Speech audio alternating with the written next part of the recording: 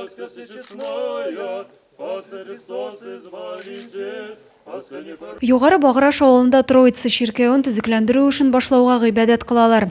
Ташланды хәлдә булган иман йортын шушы көннәрдә яңарту эшләре башланачак. Татарстанның мәдәни мирас объектларын саклау комитеты рәисе Иван Гущин, Әлмәт һәм Бөгелмә епископы Мефодий район җитәкчелеге белән ширкәвне төзекләндерү буенча сөйләштеләр.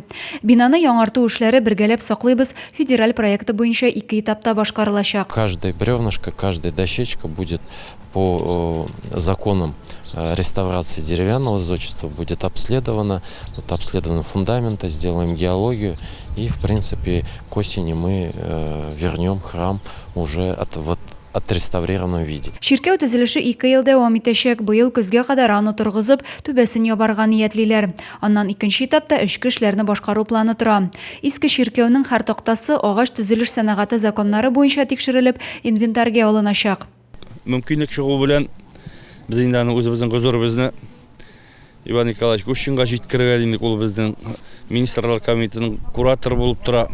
Ул инде хуплап алып үзебезнең республикабызның рәисе Рөстәм Нураевич Миңнеханов белән килешеп шушы зур эшкә алындык дип әйтәсем килә. Троица ширкәве 1887 елда төзелгән, Совет власты чорында ширкәү ябыла. Аннан соң әлеге бина озак еллар авыл клубы буларак файдаланыла. Берничә ел элек аның янәшәсендә хәйриячеләр ярдәме авыл халкының зур тырышлыгы белән яңа часовня булдырыла. Когда есть храм в селе, значит есть духовная жизнь.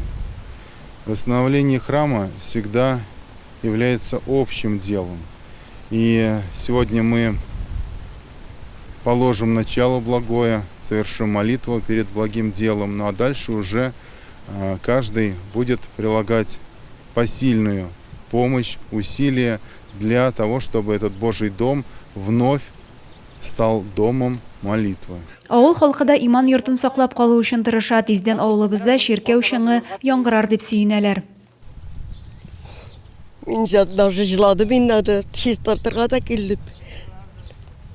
Җыям итсәгә барып җиреп булмый.